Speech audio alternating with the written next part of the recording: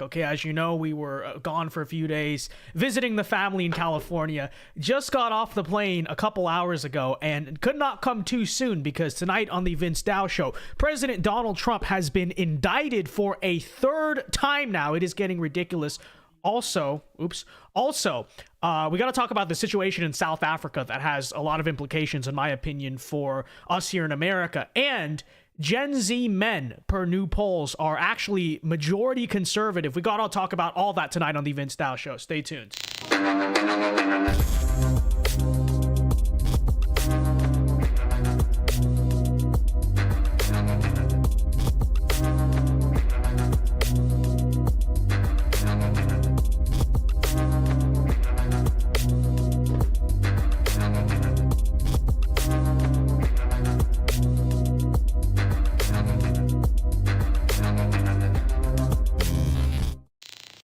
And we are live tonight from the great state of Florida. Welcome everyone to the Vince Dow Show. I am your galaxy brain host, Vince Dow. It's been a couple days, hasn't it? You know, we went to California for a few days, had to visit the family. I was actually going to stream when I was in California, and then turns out I totally forgot to bring the Ethernet stuff for me to stream. And I figured that was God telling me, okay, just spend time with your family. All right, last time I was visiting them, I was just busy on content the whole time. So we took a few days off, but we are back, and we could not have come back, frankly, on a more prime news day because we got to talk about the news tonight. Donald Trump has been indicted now for a third time, and I know by this point everyone's probably worn out. Oh, another indictment, who cares? I'll tell you why tonight. I actually think this is the most important Donald Trump indictment, and the one that has, frankly, the most negative consequences for the average American. We're going to talk about all of that tonight, as well as a few other stories. But first, everyone right now, be sure to leave a like right now on the stream, subscribe to the channel if you are new, and as usual, if you do want to super chat the show to either support the show or you got questions or comments that you want read and answered, feel free to do so via here on YouTube or on Streamlabs. I will of course check both. But without further ado, ladies and gentlemen, let me see. We got 77 viewers. Let's get it to 50 likes, and I'm pretty much done with all of our housekeeping. So, folks, let us get into the hour of Dow tonight. And, of course, we are coming off of the emergency breaking news, ladies and gentlemen, that Donald Trump has been indicted again. Today, he's been charged with 4 felony counts for his attempt to overturn the 2020 election. This is per libtard NPR. So, in short, what this is over is January 6th, okay? And I'll give you my thoughts in a second, but just to give you the charges here, okay? Trump has been charged with conspiracy to defraud the United States, witness tampering and conspiracy against the rights of citizens, and obstruction of okay, the grammar there. Obstruction of an attempt to obstruct an official proceeding. I don't know if that's a typo, but that seems okay. But, you know, long story short, this is the January 6th indictment, okay? This is what it's all about here. First thing I will note about that on that front is that, notice, okay, so this is all about Jan 6. He's not been in charge with insurrection. He's not been charged with sedition.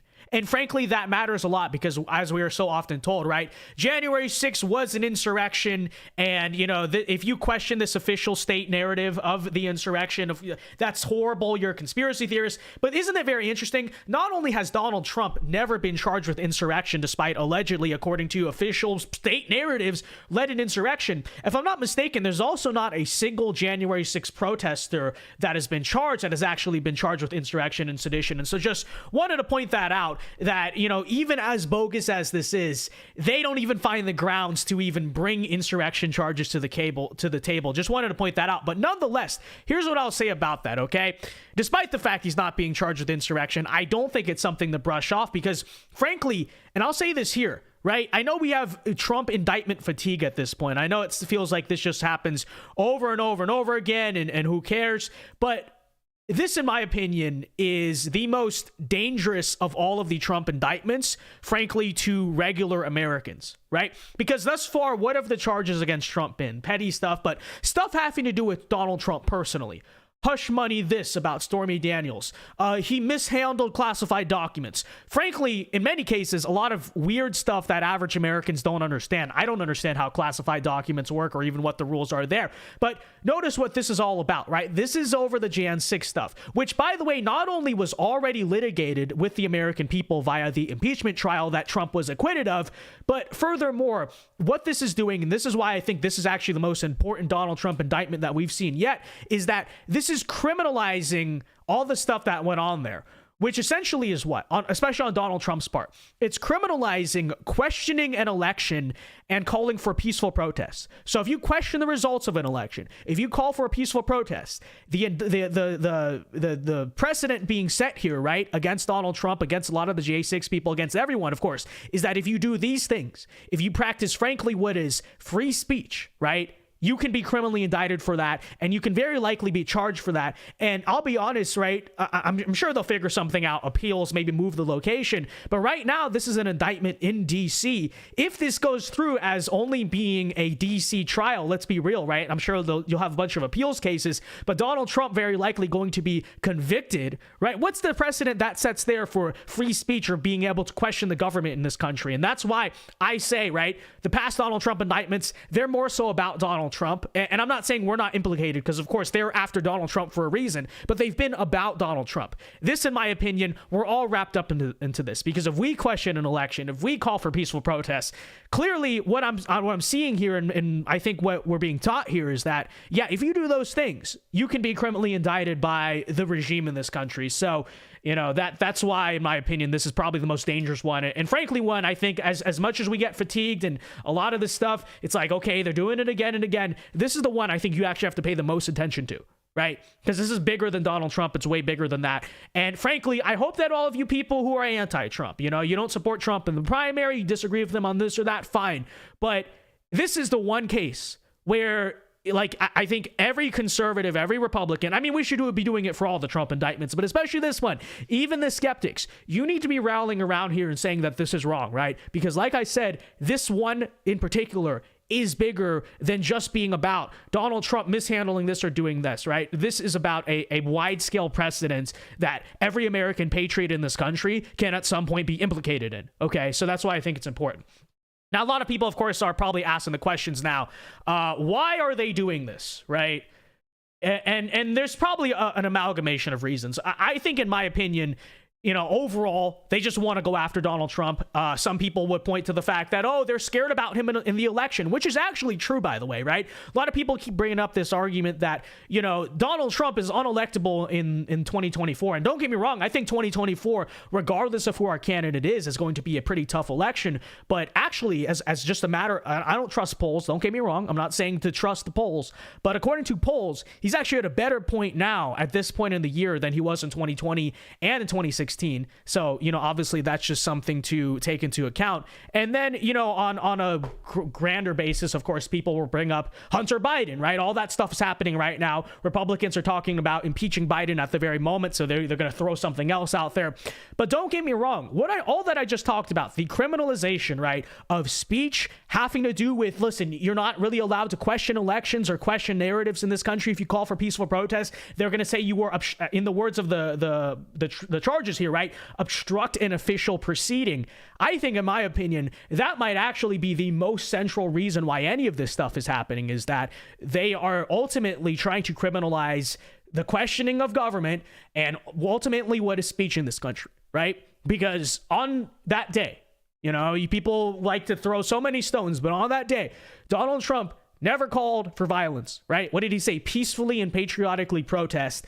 And, you know, some people, right, although a lot of it was provoked by certain actors and a lot of it was exaggerated, but, you know, a small handful of people got out of control, right? But apparently, if you do that, it's only as a conservative, by the way. On the other side, if you incite violence, then no one cares. But as a conservative, if you do that in any way, right? That's criminalized. And so there's kind of the breakdown, though. Now I want to move on a little bit and give you, since it is primary season, I'd like to give you coverage a little bit here and just give a platform, right, to some of the different 2024 candidates and their reactions in response to what we just saw earlier today. Like I just said, right, the criminalization of just questioning government and questioning politics and elections in this country. So here's, first of all, the second place front runner in the second place runner, I should say, in the GOP primary. Ron DeSantis came out here with his official statement saying, as president, I will end the weaponization of government, replace the FBI director, and ensure a single standard of justice for all Americans. While I've seen reports, okay, so here's where he goes on to say, while I have seen reports, I have not read the indictment. I do, though, believe we need to enact reforms so that Americans have the right to remove cases from Washington, D.C. to their home districts. Washington, D.C. is a swamp, and it is unfair to have to stay on trial before a jury that is reflective of the swamp mentality. One of the reasons our country is in decline is the politicization of the rule of law. No more excuses. I will end the weaponization of the federal government. So it's pretty obvious. I mean, let's be real.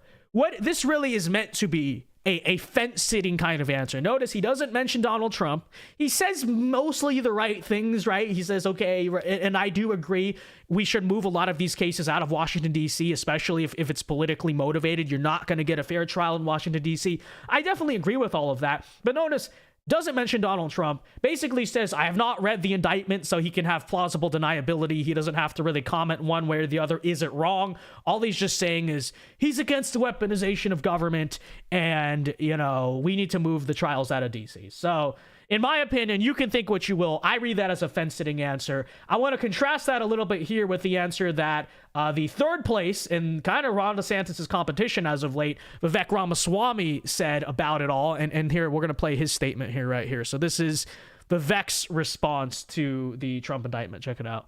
It's another sad moment in our country's history. The 45th president of the United States, Donald Trump, has yet again been indicted by the Biden DOJ, a political party in power that is now repeatedly using police force to indict and arrest and potentially eliminate its political opponents from competition. This is a politicized prosecution. I'll get the Superchats in a second, by the way. Persecution through prosecution, now in a third indictment just in a matter of months, against the person who is still at present the lead contender in the Republican primary for U.S. president. I want to be very clear. I am running for U.S. president in that same Republican primary. It would be easier for me if Donald Trump were eliminated from competition. That's not how I want to win. This is not about politics to me. This is about first principles. We do not want to become a country where the party in power is able to use banana republic-like tactics to eliminate its political opponents. Yet I'm sad to say that's exactly where we are. The allegations in this indictment fall flat. It is wrong and incorrect and inaccurate to place blame for what happened on January 6th at the feet of Donald Trump. So notice the contrast there, right? DeSantis puts out a tweet, Vivek puts out a whole video, and then what else does Vivek say? He outright says, right, the charges are wrong, the indictment is a sham, right? Which Ron DeSantis won't say. So I think that's, think what you will about the situation. I think that's an interesting divide to draw between the candidates. And like I said, think what you will of it. But if you're where I stand, right, which is that the indictment is totally sham and it's actually a huge threat to the country that it's happening, I think Vivek as another candidate gives a much better answer. But that's up to your interpretation. Let's play the rest of it here. I said this at the time. I've said it ever since then. I continue to say it today. I would not have made the same judgments that Donald Trump did in how he handled that day. But that's different. Which I think is a little bit backseat driver, in my opinion. But okay, fine. We'll write it off because at least I'm not voting for Vivek anyway. But we'll write it off because at least he's talking about it, right? But from saying that he committed a crime, he did not. He specifically told the protesters that day to behave peacefully. The First Amendment in this country gives political protesters the ability to express themselves and their opinions freely. Donald Trump was not responsible for what happened on January 6th. You want to know what was responsible? I said this in the days after January 6, 2021, just as I say it today. Systematic, pervasive censorship in this country. That was after a year where we had told people across this nation that you had to stay locked down in your house, in your basement, and shut up, sit down, do as you're told.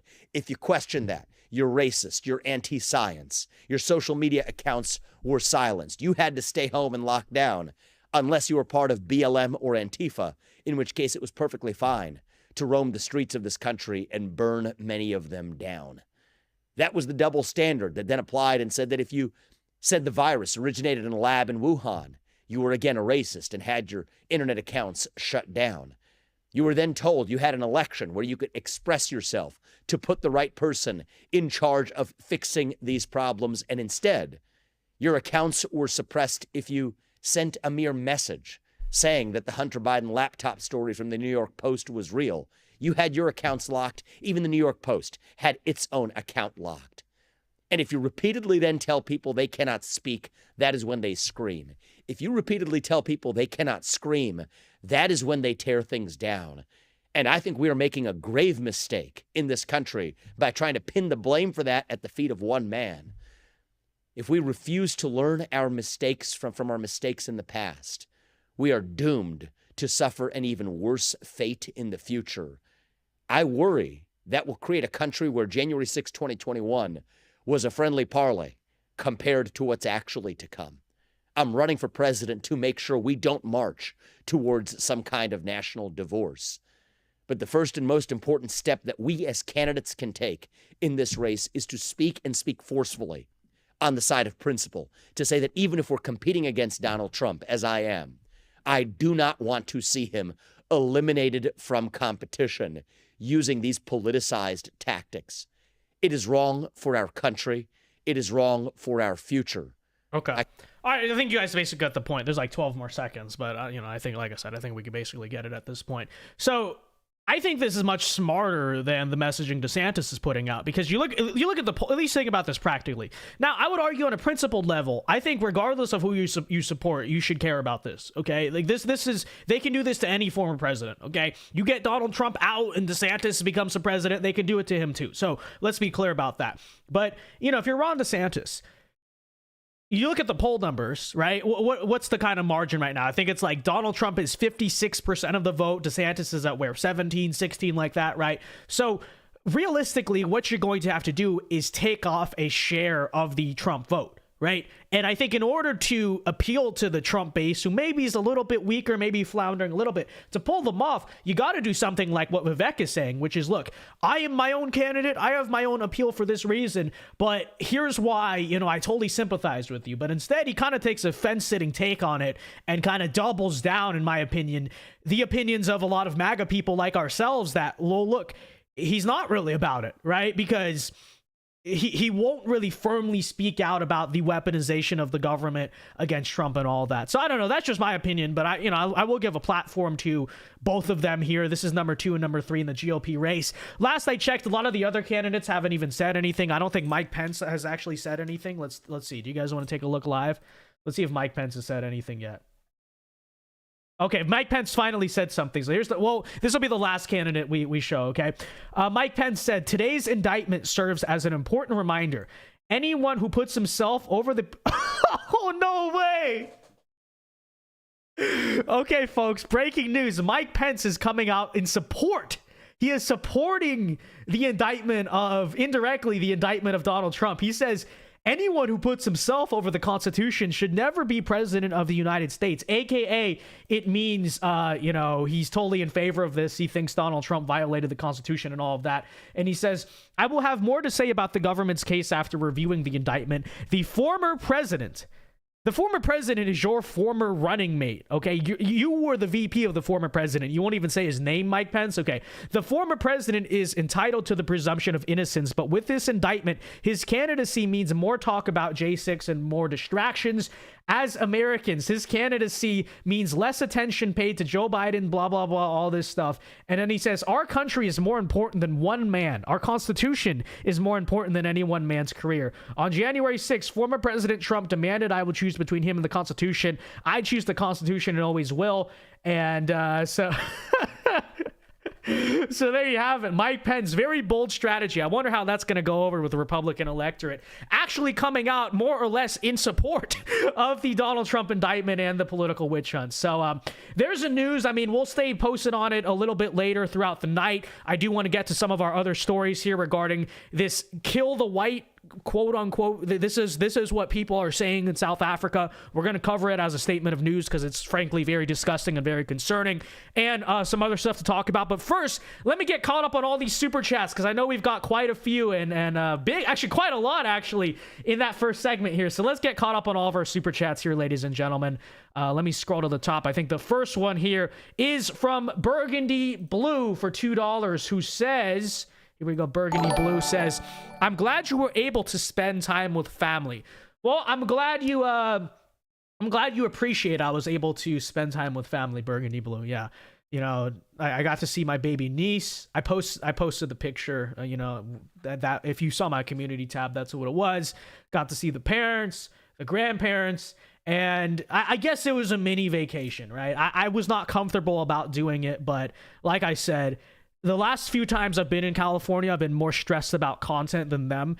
And when I forgot my Ethernet cable, I had an inclination. I was like, that is God telling you to just spend time with your family for once. And so, you know, that's why we didn't stream. But it's good to be back. It's good to be back. Thank you for the $2. All right. Supreme Leader Admiral Kolchak for $5 says, Trump should have listened to Flynn. If you know, you know. Thank you for the $5. I don't know, and I don't know. I don't know. I would never kill myself. So thank you for the $5. Admiral Kolchak, God bless you. Sam Nguyen for $10 says, God bless America, American flags, USA, USA. It is so true, Sam. Thank you for the $10 super chat. I appreciate it very much. God bless you. And let's see here. We got a lot, guys. I got a lot to catch up on. I'm definitely worried. Maxwell for $5 says, I'm definitely worried about the Obama judge who is presiding over this case. Do you have confidence in Trump's legal team?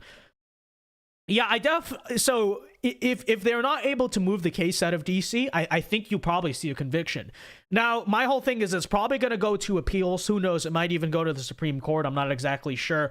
I mean, realistically, I don't think Donald Trump is going to do a day in jail. Like, I don't even think, given, and maybe I'm wrong on that because we've become such a banana republic, but I don't think that the system is ready to push them to that point. But I do think the worst case scenario is they will convict him, and then basically Biden tells him, hey, I'll pardon you if you drop out. Like, they're going to try to pull something like that. So, you know, I really couldn't tell you. I do think this judge, if it stays here, is going to convict. But then you got appeals to deal with, and ultimately, are they really going to go through with it? That's really what kind of is interesting to me. But thank you for was that $5 from Maxwell, I believe. Thank you, Maxwell, for the $5. Let's move on here. Burgundy Blue for $20. Big super chat from Burgundy Blue says, hold on, let me look at this in chat because it's kind of hard to see on this little screen. Excuse me. Hiccups. Okay, Burgundy Blue for $20 says, have you heard about how Texas banned water breaks for construction workers allowed by local governments? I'm usually a cordial person, but as a construction worker, this makes me want to lock them on a roof for 16 hours. Thank you for the $20, Burgundy Blue. I did hear about that. I did see the one Democrat congressman did a food and water strike for 8 hours. He went 8 hours without water. What a brave, stunning man. Literally Cesar Chavez, literally Gandhi or whatever. But I will say, what does the law actually say is my question? Because I know that's what they're saying about it. But as they so often do, is that actually in context? So any Texans, if you can answer that question, is that actually what the law says? Because let me just say I have a hunch that that's not exactly what it says, but I don't know. Some of you Texans can let me know. I know that was a news headline, and obviously, you know, I wouldn't support that, right? I think if a local government wants to allow water breaks, it's fine. But is that what the law really says? That would be my question, because you know how they are about this stuff. So thank you for the $20, though. Big super chat from Burgundy Blue. JD for $2. We got a lot of super chats, guys. I appreciate it. JD for $2 says, Thoughts on the Doyle versus Vivek X fight? You know, that's one of the cases where the new name of Twitter makes it sound okay. But yeah, I mean, so what I'll say about Vivek is I basically have the same stance. I told you guys before, and some of you guys didn't believe me. I told you guys before, I have skepticisms about some of his stances on things like immigration, right? And I think you kind of saw that. But the other thing I would say is that I still think, you know, I'm not voting for the guy. I support Trump. I still think that some of the things he's pushing, you know, in regards to the use of government and kind of the loss of meaning in America and stuff like that, I still think he can be a useful Overton window pusher, right? And I think that's kind of ultimately the way I see him in the race, the guy to push the ideas. So I am disappointed about some of those immigration stances, but kind of I'll put them in context and say a lot of basically the whole GOP has said that at some point, including Donald Trump. It's disappointing, but it is what it is, right? I think that it still doesn't take away from the fact that a lot of the ideas he pushes are good for the Overton window. But yeah, he kind of has a shortcoming, I guess, in that regard, right? So, you know, it is what it is. I'm still going to maintain the same kind of approach to him, which is I think he's an interesting guy ideologically. And so when he brings ideas to the table, I react to them and I kind of tell you what I think. So, you know, I don't view the guy as an enemy by any means. I think, as you can tell, even now. But yeah, it is. I'm not surprised, though, by that take, and it's disappointing, but it's also kind of, when you put it in perspective, I think you kind of see, well, so he's just another Republican then, right? So that's kind of the way I see it. But thank you for the $2, JD. Let me see. The next one here, I believe, was here from, who was it? I believe this one. Okay, Sheeny Beanie for $2 says, race Bannon, Mike Pence never fails to disappoint. This is true. Mike Pence is indeed literally race Bannon. Thank you for the $2. VW Bear for $5 says, I'm afraid DeSantis is going to hurt. There you go. I'm afraid DeSantis is going to hurt the Florida GOP in 2026. I don't know if that's the biggest concern with me, to tell you the truth. I mean, I think Florida at this point, besides maybe some very crazy off-year elections, you could basically paint in as being a red state. And I still think that the terraforming DeSantis did as governor is not going to change that. So to tell you the truth, I'm not that worried. Now, I will say if Trump or whoever, probably it's going to be Trump, right? If Trump ends up winning in 2024 and, you know, there's a very angry Democrat midterm energy against Trump, then maybe you kind of see that affect the Florida race a little bit. But that happened in 2018, and even Ron DeSantis, who back then, let's be real, 2022, he was a strong candidate. 2018, he was actually a pretty weak candidate. If you go back and look, Trump had to come bail him out, right? Still managed to win. So, you know, down ballot, local races, it might be a concern. I still think, regardless of what happens, the governorship in 2026 is a safe red bet, but maybe that's arrogant on my part, to tell you the truth. Who knows? Thank you for the $5 VW Bear. Okay, last few super chats here, and then we'll move on. Let's see. Sheeny Beanie for $5. Thank you very much. Says, someone needs to respond to that tweet and say, remember when you mishandled classified documents, Mike? I mean, this is true. Thank you for the $5, Sheeny Beanie. He did indeed mishandle classified documents, mishandle quote unquote classified documents himself. So it is real. Thank you for the $5. Let me make sure I didn't miss any super chats. I believe we're all caught up. I believe we're good here. Okay. Thanks for the super chats, guys. Good support tonight. I appreciate it. Maybe it's because we haven't streamed for a while. Maybe I need to stream less. No, just kidding. But anyway, last one here. Dirty Mike for $5 says, I was sad to see your niece was born with a heart face. Medical tech is advancing fast. Don't lose hope. How they like the beard. Thank you for the $5. Yeah, this is true.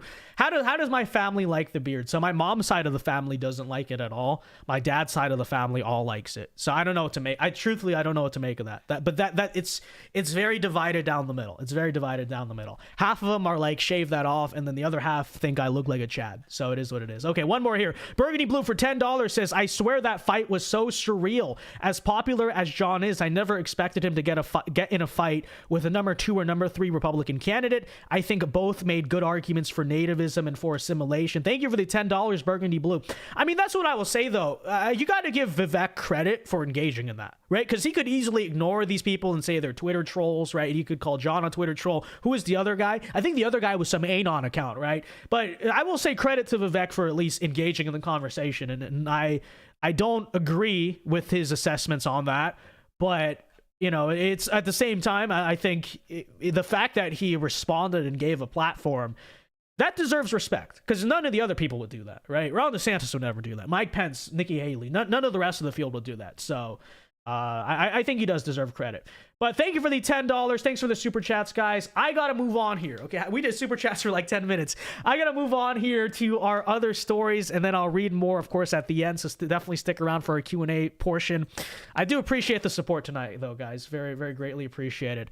Let's move on here, ladies and gentlemen, to some global news we got to talk about. So you may have seen this. There's a new video out of South Africa, and this is from the leader of the left-wing opposition party in that country, of them chanting, and let me be clear, YouTube, okay? The only reason I'm platforming this is for news reporting purposes, okay? This is journalism.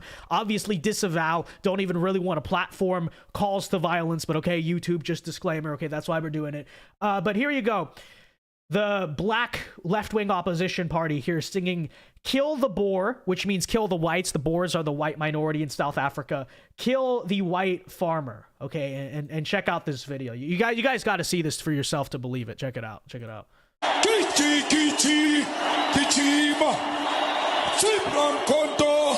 Alliance shoot to kill the mother, kill the poor, the farmer. Kill the poor, the farmer.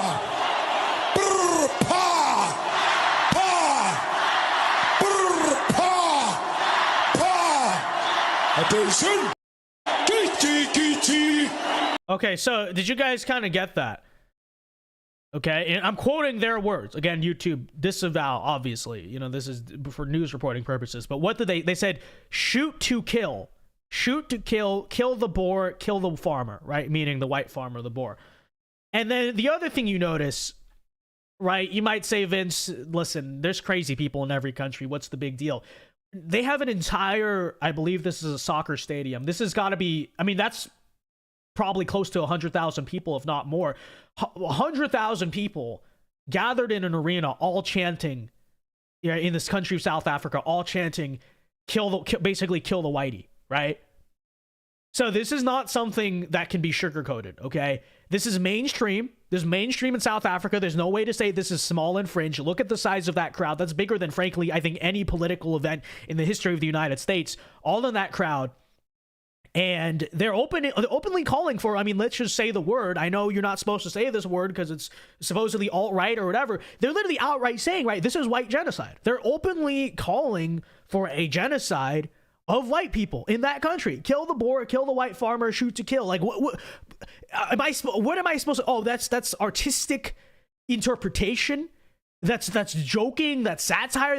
No. You have 100,000 people, right, in the far left black nationalist opposition party here, openly chanting. You know what they're chanting, right? And let me just say, you know, this has obviously been happening in South Africa for decades, and anyone who's kind of been keeping up with that stuff knows this, right? I know we were so often taught in school that, oh, you know, Nelson Mandela came along and ended apartheid, and then, of course, South Africa's never had problems after that, right? They've been living in racial harmony and unity, all this. That's obviously not what's really been happening. What's really been happening is that resentment and anger, and frankly, as you guys seen in this video, bloodlust, right, has been brewing in South Africa against the white minority for many decades. Okay, so you've already had a lot of hate crimes. You can tell here the opposition party in South Africa, and how long until they're no longer the opposition, right? How long, you look at the crowd, the size of that crowd, right? How long until they're just the party in power in South Africa? You know, they're openly out there calling to commit violence, right? You've had land seized. So, you know, how long until you get, you know, they go around and they do what they did in Zimbabwe, the country to the north, and just seize all the white people's land? Or how long before it literally just turns into Rwanda, some of you guys may know from the 1990s, where they literally just start going around killing people, right? You can call me a conspiracy theorist, you can say whatever it is, but I don't think it's nothing that 100,000 people, right, are gathering here in a stadium, all chanting the same thing, which is they want to kill the nation's white minority. And you'll never hear this talked about, right?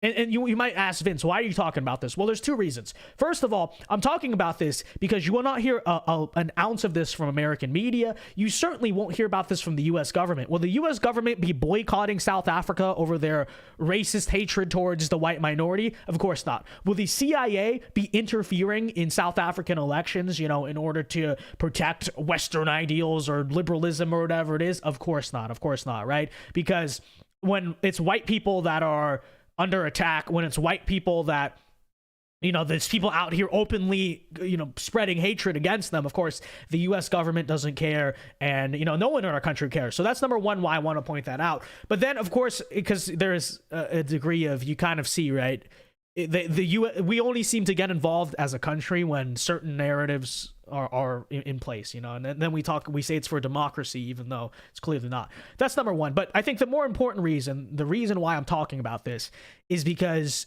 if you really think about it, all right, I know we don't want to say it, it's an uncomfortable thought, but we are not far from this point in America. Are we really? Are we? Right?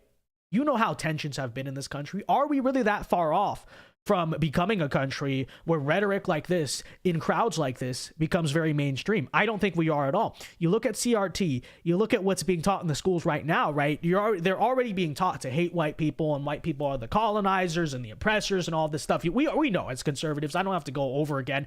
They're teaching this stuff from a very young age, right? You see what's happening in the Disney shows and all that. So really, they always want to tell you it's a conspiracy theory, and that they say it's alt-right or whatever to even spread this idea. But it is, in my opinion, actually kind of just a logical end conclusion. We are about a decade, 2 decades, maybe 3 decades from being like South Africa, right? And when you especially consider, let's be real, the demographic changes that are happening, right? Soon in America, you're going to also have a white minority. I know. It's a statement of fact, okay? These are all statements of facts. So if they're being taught openly with CRT and all this stuff, right, and when that gets further and further, what's going to be the end logical conclusion? It's going to be this video you just saw out of South Africa, right? As the rhetoric pushes, the slippery slope continues, it's going to get more extreme, and then we kind of know demographically the situation. I greatly fear that I don't think we're very far off from being South Africa, right? And I think in many ways, there's some places in which we already are becoming like some of these African countries, because I know I'm getting kind of nerdy and historical right now, but if you know about what happened in Zimbabwe, right? Zimbabwe used to be Rhodesia, and then they handed over control to the majority black populace there. And then this guy, Robert Mugabe, right? Total like this, right? Total leftist, black nationalist, all that stuff. He took power in Zimbabwe. And immediately what he did is he seized all the land from the white farmers and tried to do all this wealth redistribution, gave it all to the black population, all of that stuff. If you know anything about Zimbabwe now, right, the country's a disaster. I think their inflation rate is like 95 times or something. Their currency is inflated by a factor of 95 times. So the country's a total disaster. It's one of the poorest countries in the world. Used to be one of the richest countries in Africa, now one of the poorest. And essentially, what did they do? Something very similar in our country that's kind of akin to diversity, equity, and inclusion, right? You take things that rightfully belong to the people who own them or deserve them and give them off to random minorities in the name of diversity, equity, and inclusion, or, equality, or whatever it is. And then you have a country like this that's a total disaster. And then inevitably, when diversity, equity, and inclusion don't save the world, what happens next? Well, resentment happens next. And the resentment turns into what? Resentment turns into exactly what you're seeing in this video, which is, kill the Boer, K-word the Boer, K-word the white man, right? It's true. It's true. So, I hopefully YouTube doesn't hate this segment, okay? Let me be clear. I'm discouraging all this, okay? I'm against all of this.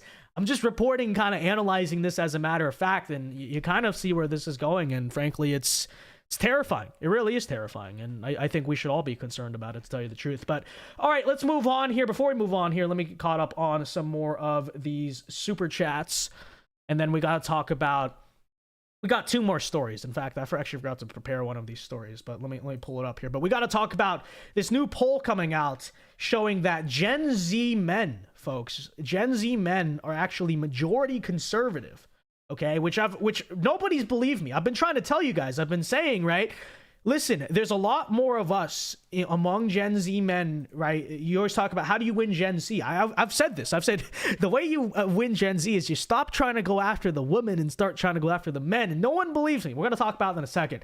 But first, let me get caught up here on our super chats, ladies and gentlemen. So dollar for $2 says, how should jeans fit? Thank you for the $2, dollar for dollar. You know, I feel like there's no. I think skinny jeans are too far. Here's my thoughts on how jeans should fit. Okay, I think skinny jeans, yeah, that's just kind of gay, right? But you know, beyond that, I really think it depends on the person. I am kind of like West Coast, so I usually wear slim fit, right? So it's not a skinny jean, but it fits. And the reason I'm like skeptical of giving the answers, I know some people are gonna say, oh, even that's still gay. You need to, all your jeans need to be loose and baggy. I don't know. Me personally, I think slim fit's just ideal. It just works. It's not overly tight. It's not overly loose, and that's the way I view it. But, you know, you guys are open to disagree with me, because I know someone's going to come in and say, how dare you endorse slim fit jeans? That's no different from skinny jeans. But I mean, I think I look, you know, I wear them. Okay. They work on me. They work on me. Okay. If they don't work on you, they don't work on you. I think we can all agree men should not be wearing super tight skinny jeans. Okay. But beyond that, I think it's your personal choice. Okay. Thank you for the $2, dollar for dollar. And Burgundy Blue for $20 here says, I swear if this guy was in the Balkans and said this stuff about Albanians, we would blank.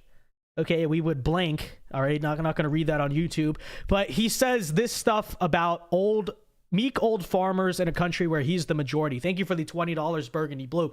Doesn't that sound so familiar, though, right? They have all the political power. They have all the cultural power. You know, the white man has done nothing for several decades to do anything but try to help them.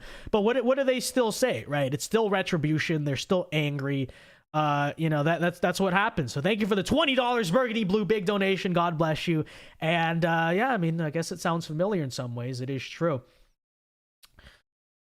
JD for $2 says, point of mass immigration is to suppress YouTube influence. This is true. This is what he meant. It is really. They're suppressing the YouTube influence through mass immigration. Thank you for the $2, JD. I appreciate it. Dollar for $5 says, we will be worse than South Africa because so many white liberals already hate themselves. Thank you for the $5, dollar for dollar. It is very true, right? And I think that's what allows, because I think that's what allows in this country for similar rhetoric to be so mainstream, even though white people, when you think about it, actually are the majorities. It is true. You have the pandemic of white liberals who, you know, just sit around and tolerate racism against themselves very openly. Racism, calls for violence, you know, they just sit there and take it. So it is true. It is true. But, you know, who knows? Maybe in this situation, maybe this is kind of wishful thinking, but maybe if things get worse, people will wake up. I know we always say that, but I do think there's a real aspect to which, you know, when the little bubble of their cushy suburban existence pops and they're kind of faced with the realities of this country's problems, who knows, man, maybe things change. I don't know. But thank you for the $5, dollar for dollar. I appreciate it very much. And Supreme Leader Admiral Kolchak for $5 said, I always knew our generation would be based in the end. We're so back. Thank you for the $5, Admiral Kolchak. And it's true. It's true. We're going to talk about that here in a second. So, you know, give me a second here. Take a sip of water. Okay. Well, let's move on here to, we've had a lot of negative news tonight. Let's at least give you all some hope, okay? Let's at least do that. So, folks, we have a new poll out from the University of Michigan that polls. Now, this is high school, in fairness, but they polled 12th grade girls and 12th grade boys and asked, do you identify as liberal and conservative? And apparently, they've been doing this poll every single year for the course of several years. And so here, I mean, let's start with the bad. You can basically get what you would expect here, right? Political identities of 12th grade girls, the percent identifying as liberal and conservative. I mean, as you can tell, and I think you can kind of observe most young women are liberals. Statistically speaking, in the country, most women in general are liberals, but especially young women. I mean, you see the videos. I mean, you guys see the PragerU, the campus reform. That stuff's not far from the truth, right? Obviously, there's a lot of crazy liberal young women in our generation, and you see how big the gap is here. You see, you know, that's kind of the way it is. Now, we contrast that, though, with this, okay? And this is what I think I'm not surprised by this, but I think a lot of people were not expecting this. Check it out. This is the political identities of 12th grade boys who identify as liberal and conservative. And let me move this over here so you can see. For a while, it's actually pretty close, right? Boys are kind of in the middle. You've had back and forth. Liberals in 1975 were, you know, the majority, actually, and then it kind of goes back up. But since about 2015, you've seen this huge spike up here, okay? And look at it now. You have a big gap. This huge right now plurality of 12th grade boys are identifying as conservative, right? And, you know, that does tell you a lot. And what have I been trying to say on this channel for so long? I've been trying to tell you, right? There is a disaffected group of young men who are reachable. In fact, I would argue most young men are disaffected. You want to talk about what the future is of this country? People always ask me, Vince, how do we win the Gen Z vote? Well, I hate to be gendered or sexist about it, but the truth of the matter is the way you win the Gen Z vote is by going after men more so than women, okay? That's just the way it is. And you know, I think even when you look, I've brought up this statistic a lot, but I believe in the 2022 election, you know, obviously everyone predicts Gen Z is always going to sweep for the Democrats, and obviously young people are very liberal. But the thing to understand is that most of the people actually who are politically invested and active in our generation are the women. As it turns out, a lot of young men out there just generally don't really care about politics. But I think when they looked at Gen Z men who were voting, you know, their voting patterns, and I think Gen Z men only went 11 points to the Democrats. That's not a lot, right? 11 points is something, but it's not a huge insurmountable gap. And especially when you consider the fact that I don't think that the GOP or conservatives really make an outreach to us Gen Z men. I really think that does tell you a lot, which is that Republicans, listen up to me, okay?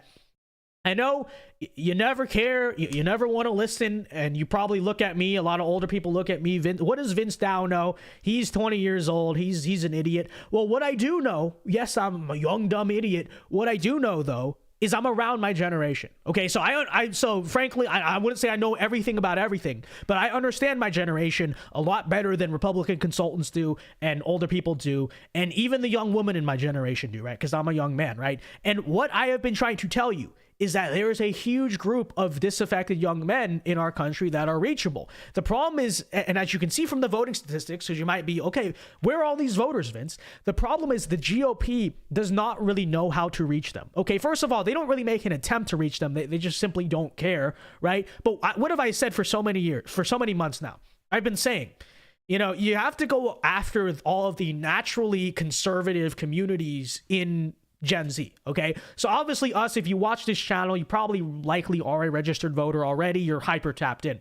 But in terms of the natural conservatives, right? Where do they take the natural liberals from in Gen Z? They go after the genres of certain music and everyone who likes Hollywood and painting their nails and all that stuff, right? The Democrats just go after them. You see the Snapchat newsfeed. You see how they target it, right? What we need to do, and I've said this before, you need to go to the frat houses. You need to get all the red pill manosphere people, the finance people, the Andrew Tate fans, all these different, even the Jordan Peterson fans, because there's some, I've discovered this, who are actually not super political. You need to kind of get all of the naturally right-wing communities aligned, right, in our generation, and have the GOP go to them and maybe use people like us to go to them and get votes, right? That's what you got to do. That's how you win back some of the lost Gen Z vote that you're getting. But, you know, it is what it is. Nobody ever wants to listen. Nobody ever believes me when I say it. They'll look at this poll and still think, oh, Gen Z, there's no hope. It's not that there's no hope. It's that A, you're doing it all wrong, and B, when we try to tell you how to do it, you don't listen, right? You don't listen. I have said, and I'll give you the prime example of this, is the whole Andrew Tate question, right? I have said for the longest time, I've said, look, you can like him personally or not, but the conservatives, what you should not be doing, especially if you're trying to like build a coalition here, is alienating and shaming and really ridiculing and constantly attacking all of his followers. Because what have I said? I've said, and this is the reason why, right? I won't just go out there and just constantly shame the guy's followers and just attack him all the time, because I have said, right, this community is a huge group of people who are against the system. They feel disaffected by it all. They certainly don't care for Joe Biden or any of the establishment people, right? They're disaffected young men, and they have an energy, and people just don't get this. They have an energy that can be harnessed. But because we as the GOP and the conservatives, we just constantly suicide bomb ourselves, and we're so cannibalistic about everything. When I go and say this, what do people do? They attack me. They're like, how dare you agree with something he says? How dare you invite his followers to vote for the same candidates as you and support the same causes as you? You need to shame and constantly shame, attack, and ridicule young men and just tell them they're stupid all the time. And I'm like, okay, well then have fun losing Gen Z, because that's ultimately the future, right? I mean, obviously numerically, what's going to happen? The current GOP electorate, just in terms of numbers, the current GOP electorate is going to get old. What happens to old people? Eventually, sad reality of life, they pass away. So long term, right? Even if it doesn't happen overnight, you need to be planting the seeds in Gen Z now. And when I tell people how to do it, what do I say? I say, go to the frat guys, go to the Tate fans, go to the finance bros, all that stuff. What do people say? I don't know. They don't want to hear it for some odd reason, but let it be said, okay? Shout out to all of our 12th grade boys watching this stream. They're actually showing the widening gap. Per this poll, at least, they're actually majority conservative. And that's something I think I've been even witnessing as kind of a young guy myself. It's funny. I went to school. Quick side note, but I got a message the other day. So I went to school, as some people know, in public school in suburban Los Angeles, okay? My school was never the biggest far left school because it was sort of suburban, but, liberal school and all that. I have heard, apparently, I got a message the other day from someone who right now is a 12th grader at my school. I graduated 2 years ago. They told me every valedictorian, I was the valedictorian, and I was controversial because I was conservative, right? Every valedictorian after you is conservative. There's a bunch of teachers now who are like anti-woke and all this stuff. There's like this growing conservative culture at my high school in Los Angeles. But who's leading the charge? It's not like, let's just be real. It's all the young men, right? It's the young men leading the charge. It's the young men stepping up, and like, they're not down for all this stuff. And there's a lot of young men out there at the end of the day who still want to be men. They don't want to wear dresses. They don't want to date they don't want to kiss men, right? They don't want to be just stepped on and walked on by crazy feminist women, right?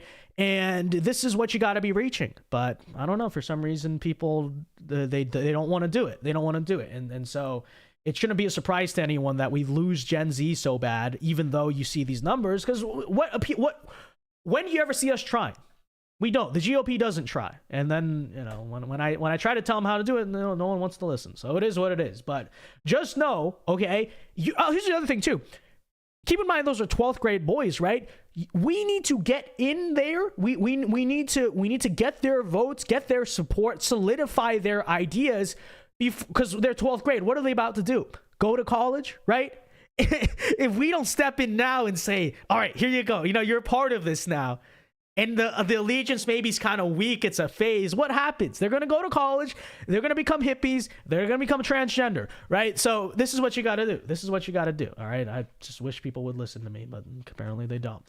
All right, well, let's move on here, but we got more super chats here to get caught up on. Burgundy Blue for $5, thank you very much, says, I swear this is so white pilling. It's good to know at least one demographic is leaning conservative for the future. It gives us a fighting chance. Thank you for the $5, Burgundy Blue. Listen, why did you never doubt the Zoomers, okay? All right? We were always going to be the generation to do it. And frankly, here's the thing. You don't even need a majority of our generation to be conservative. Obviously, in the end, that's what you want. But really, if there's even a small, it's a 3% rule, right? They always talk about the 3% rule in terms of revolutions. I don't think it just applies to violent revolutions. I think any political movement en masse, all you need is really 3% of society to be hyper-focused on it in order for it to succeed. I would argue the alphabet stuff, right? The LGBT, all the woke stuff now, that really is a prime example of the 3% rule. There's only really like 3% of society that's uber passionate about it, but because they are, what happens? It rules society, right? And so I definitely think there's enough in our generation, even if it's not a majority, to, especially among young men, to at least plant the seeds of something. And it's so real. So thank you for was that $5? Thank you for the $5, Burgundy Blue. I appreciate it very much. Robert for $2. Hold on. I believe it's this one right here. Yes, Robert for $2 says, Vince, do you like shooting? Your favorite gun? I'll be honest, I haven't shot in a while, but my favorite gun. Let me see. I can't just give a basic answer. Well, I don't know. It's true though. My favorite gun's probably like an M4. You know, just it works, right? M4, AR-15. You know, similar. Because it's light.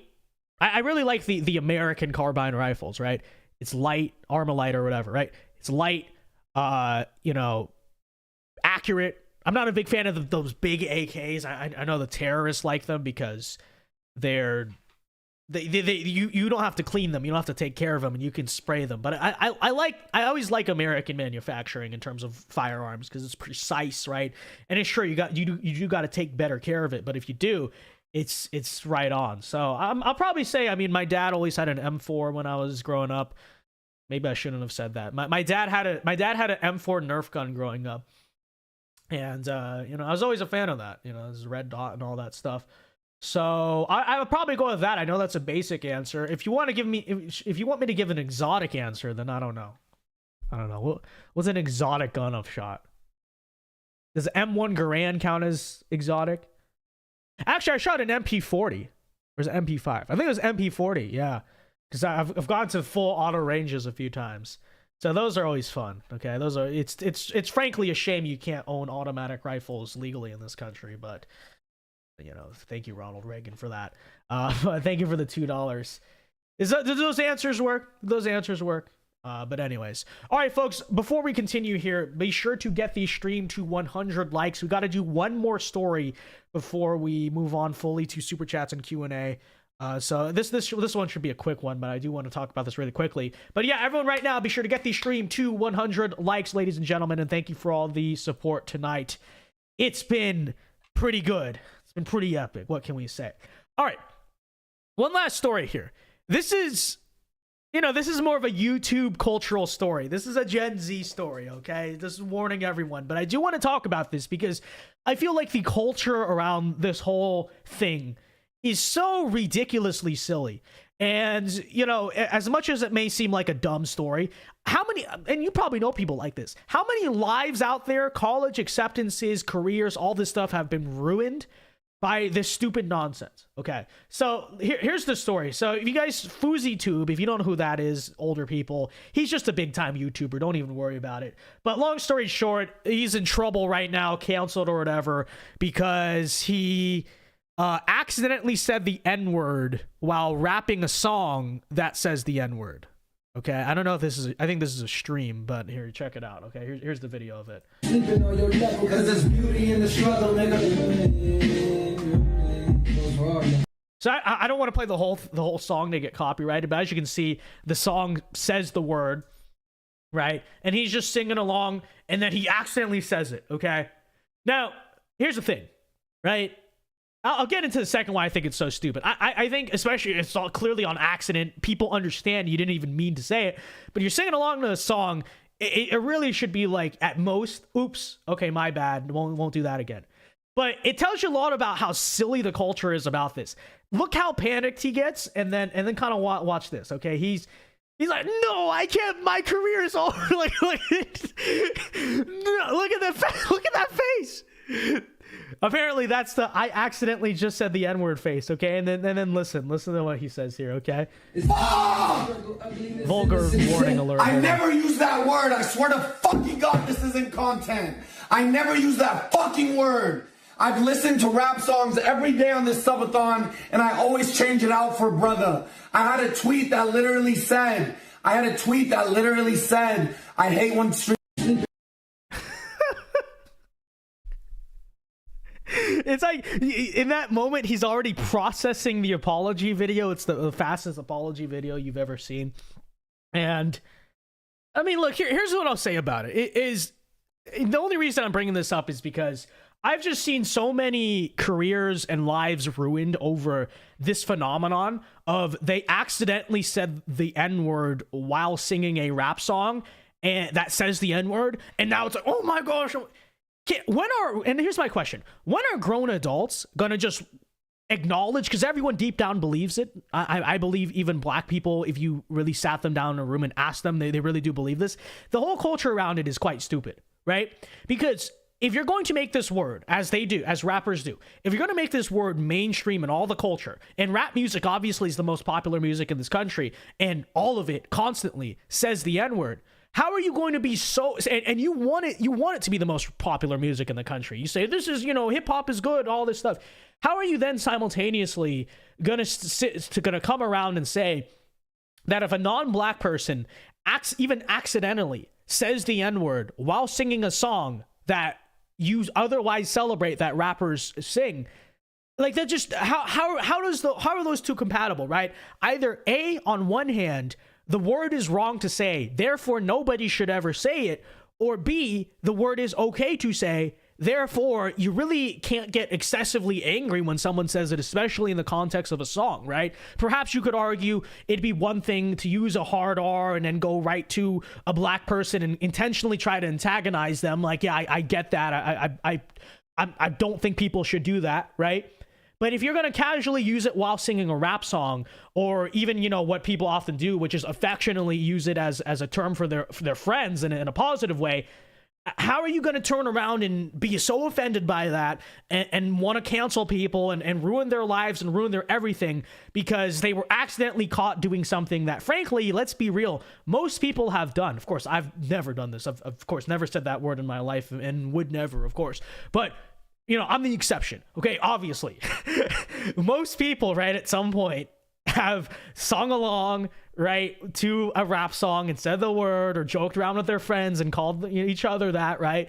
But of course, no one has ever done this. And then the moment someone accidentally, forgets they're on camera and is singing along to a rap song and says it in a totally non-racist, non-offensive context, it's the worst thing ever. It's just ridiculous. It's silly. It's childish. It doesn't even make any sense. The standards on it don't make any sense. And I just wanted to bring that up very briefly because, like I said, so many lives that have been ruined, careers been ruined, and over what? Over singing a rap. If anyone should be canceled, if the word is so bad, then why do the rappers say it, right? Why do the rappers say it? Oh, but they use it for themselves. Okay, well, what are you kind of saying there? Because if the word is so bad and you in the modern day think the word still has the context of what it was originally meant to be, then why are you using it for yourself? But if you're going to use it for yourself, then why are you going to get mad when other people use it, for themselves? It just, I don't think the culture around it makes any sense, frankly, to tell you the truth. And just wanted to bring that up. Okay. It's just, it bugs me. It really does. 'Cause I know too many people whose lives have been screwed up because what? Because they sang along to a rap song. Right? It's so offensive, right, guys? It's silly. It's ridiculous. And deep down, everyone knows it. They're just scared to say it. It's true. But anyways, folks, it is now 9:04 p.m. We will do super chats here for about 15 or so minutes. So we are now formally open fully to our Q&A. So questions, comments, anything you want to send in, feel free to do it via the super chats. But yeah, Q&A is open here. Super chats are open. We'll go for probably about 10 to 15 minutes. So ask away, comment away, ladies and gentlemen. But let's get caught up here. Admiral Kolchak for $2 says, you missed my last chat. It's so over. Where's your last chat? Let me see. Where I'm trying to find. Let me look for it then. Admiral Kolchak, I do not see it. I do not even see it in my stuff. That's not it. Are you sure you sent it, Admiral Kolchak? I don't even see it on my end. Okay. We got a case of a disappearing super chat, ladies and gentlemen. Just say what you said again. Okay, I'll just read it. I'm sorry about that. Okay, here it is. Hey Vince, off topic. I've been meaning to ask the reason why the APU became AV. Okay, Admiral Kolchak, that's like over a year old. Come on, man. No, just kidding. Okay, hold on. Oops. Hold on. It's doing the thing. It's doing the thing. It keeps repeating itself. Okay. The reason, I mean, it's been a long time now, but yeah, basically we moved from it's 501c4 to 501c3, which is non-profit stuff. Basically, one's political advocacy, the other's like educational. So when we moved and there was like business stuff doing, it was time for a rebrand. I mean, that's basically all there is to it. Apparently, my computer's telling me it's out of storage. Okay, hold on. Let me How is it out of storage? Let me close some tabs, but because I don't want the stream to collapse on us. Okay, let me close some tabs here. All right, but yeah, that's basically that's basically the reason why it's been a long time now. What is going on? Okay, I think we're good. Are we good? I think we're good. I was getting a freaking insufficient disk space notification. Okay.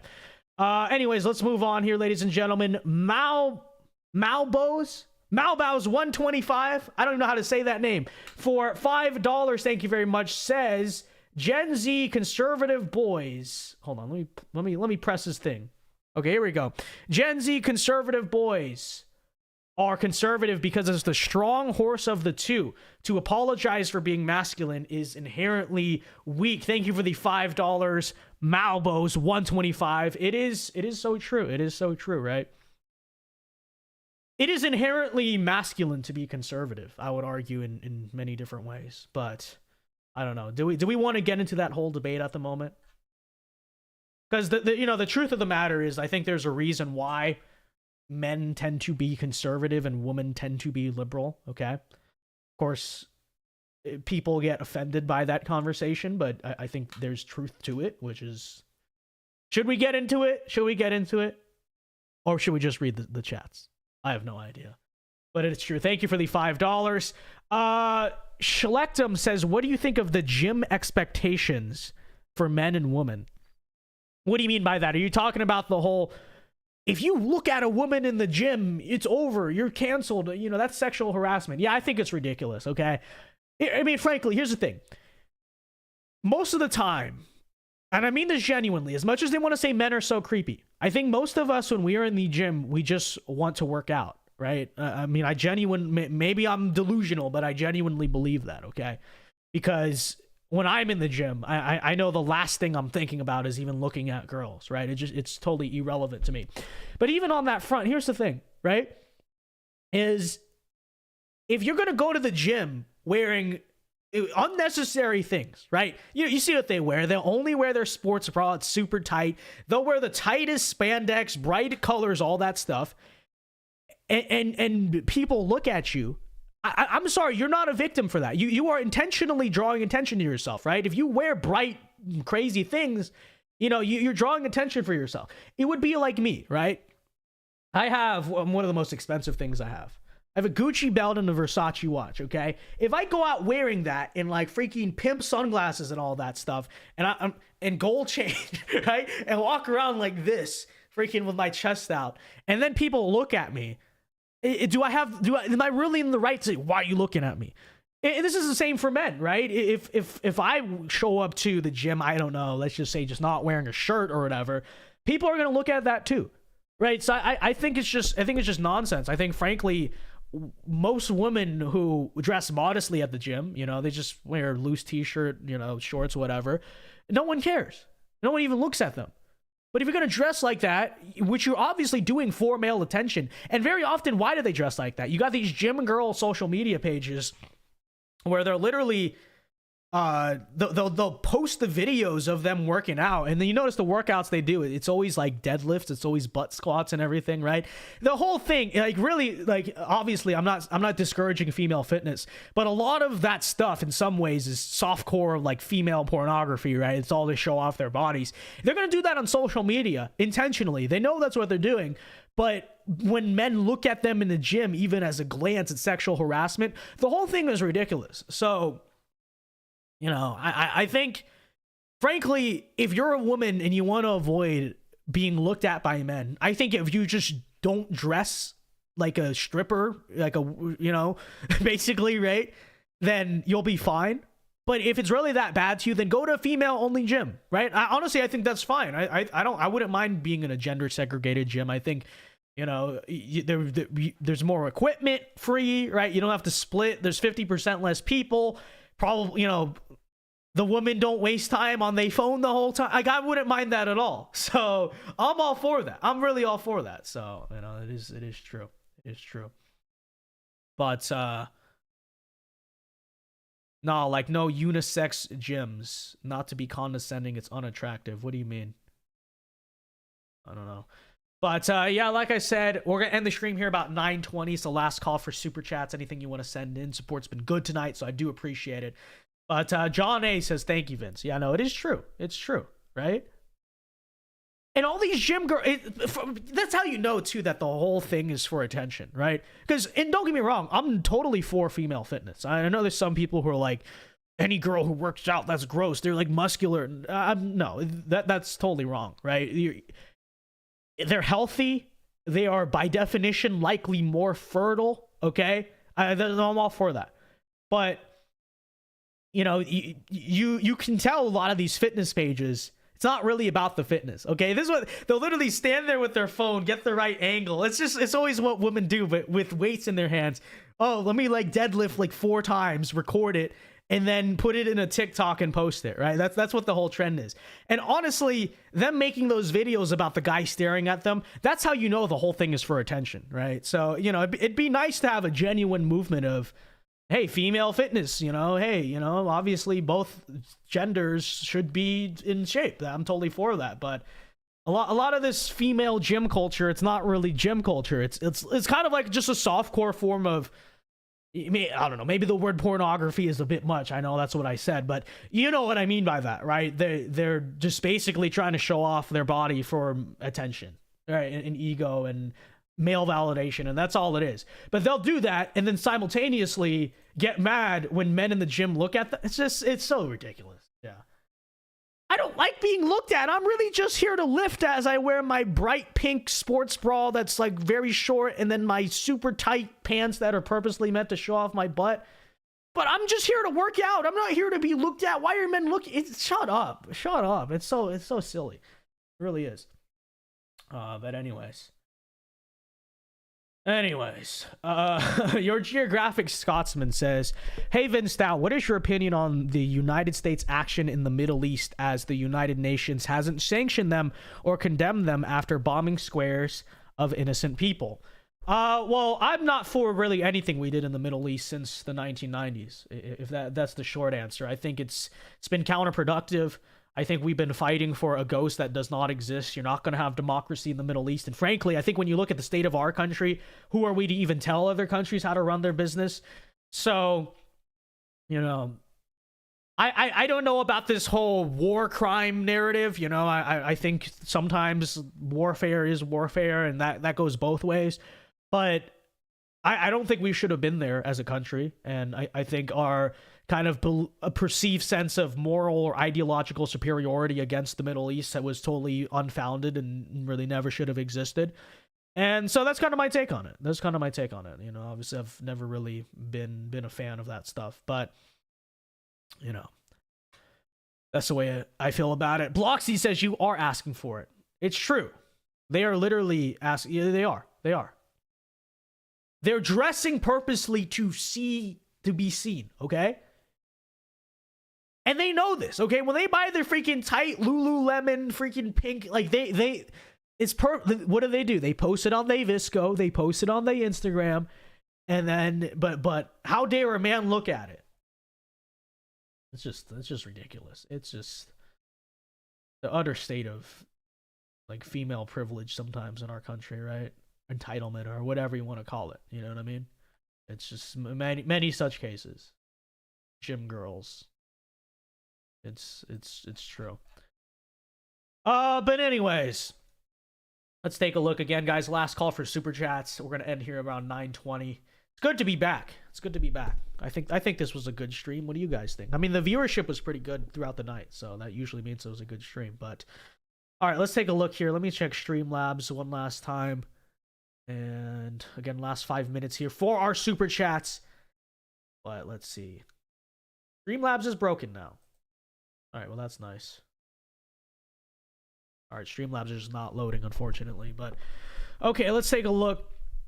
Lululemon is great, but who wears Lululemon to the gym? I don't know. Ask your gender, Beanie. I don't know. And to tell you the truth, for the record, I don't particularly care. Okay, it's just they wear that, and then they get so mad when it draws attention to themselves. You wear clothes that draw attention to yourself, and then you get mad when your clothes draw attention to yourself. It's like In some ways, it's the most time-old sort of female irrationality. No offense intended, but it's true, right? Today I will wear something that draws attention to myself. And then why are you drawing attention to why am I drawing attention to myself, right? It is true. It is true, right? But let's take a look. Killing Osama was the equivalent of kicking a dog and shooting it when it bites. Well, the thing is that we could have avoided that whole situation if we didn't mess around so much in the Middle East in the 1990s. You know, people act as if what happened in 2001 was so just out of nowhere, no one expected it. Many people actually predicted it. Pat Buchanan predicted it. I think Ron Paul even predicted it. Because it was pretty obvious. We kept messing around in the Middle East and getting all involved in their business.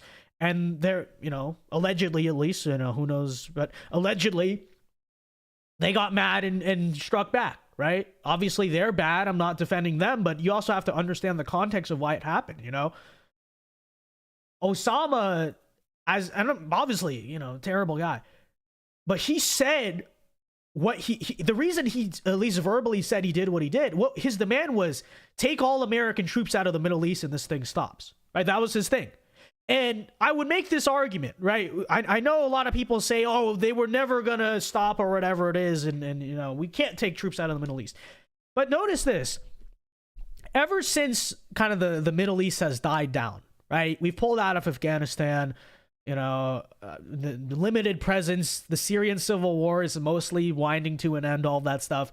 When's the last time you heard about an Islamic terrorist attack in the United States? In Europe, they do get some because of migration, but I would argue that's a different issue. When's the last time you heard about it in the United States? Right? I think what you're seeing is there was actually truth to the whole idea that, yeah, if you stop messing with their world and bombing their countries and trying to overthrow their governments, they actually kind of care less about you, right? So I genuinely think that's what you're saying, and it might be a hot take, and it's unpatriotic. Oh no, everything the United States ever does across the seas is totally justified, all this stuff. I don't believe that. I really don't. And, I'm obviously not in favor of those governments or, Sharia law or any of that stuff, but at the end of the day, it is their countries, it's their world, right? It's their part of the world. We don't like it when other people step in and interfere in our part of the world, so they feel the same way, right? Agree or not, they do feel the same way at the end of the day.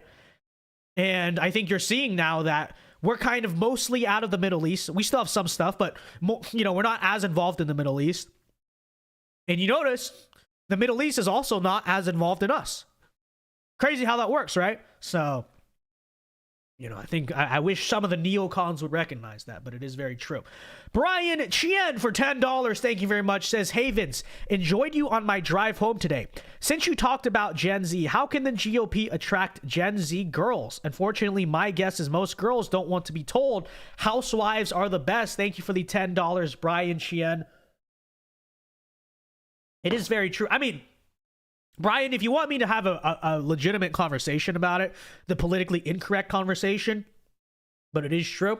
The truth of the matter is that women are more naturally, especially young women, right, are more naturally drawn to liberalism because it in itself is what? More emotionally driven. Liberals are very good at making emotional arguments and emotional appeals.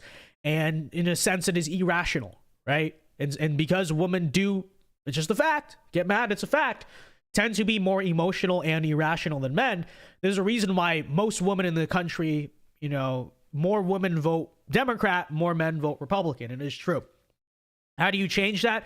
I mean, first of all, I think the real thing is that I think long term, if strong men, because I think there's a lack of masculinity, obviously, in America. I think if strong men come back, feminine women come back too, right? But I think first you need the men to come back, because I think women, at the end of the day, ultimately, if strong men are present in the picture, will naturally kind of fall into the feminine role. But it's a matter of, are the strong men left? And I think, you don't really have a lot of real men left, obviously.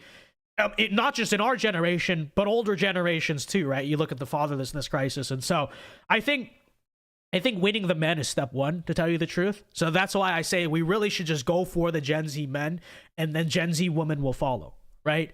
Even in the sense that, oh, their boyfriends are Republican, and then they, in turn, ultimately become Republican. I've seen cases of that. I'm not saying it always happens, but I have seen that happen, right? So it does happen. That's what I would say. And then I think, you know, as women get older, there are ways you can make conservatism emotionally appeal to women. I don't think it's impossible, right? You know, obviously there's the mama bear instinct that I think is inherently conservative, and you can emotionally appeal to that. But I think I think that's, you got to start with the men. You start with the men, women will follow. I think that's kind of my opinion on how it works. So, you know, it is true. But all right, we'll go till 9:25. So last call for super chats, okay, ladies and gentlemen. Thank you for the $10, Brian. I appreciate it. I think that most women, if they find, here's the thing, right? I think most women, if they find genuinely good men who obviously are also capable of providing, I think, you know, the red pill community calls it high value man, whatever you want to call it. Most women naturally don't have a problem becoming housewives and kind of submitting, quote unquote, right? But it's I think part of the problem today is it really always starts with the men. The men always, you know, women obviously a lot of problems these days, but it always boils back to the men in many ways, right? Men, a lot of them are just not capable of really leading, right? Of being the kind of traditional dominant head of the household. And then a lot of even conservative men who kind of fall victim to that same trap then look around and say, why are there no housewives? Why are there no submissive women? But you yourself are also not a dominant man, and so that's the issue, right? So, you know, I think it ultimately boils back to the masculinity crisis is the start of the problem, and the femininity crisis is just kind of downstream of it, right?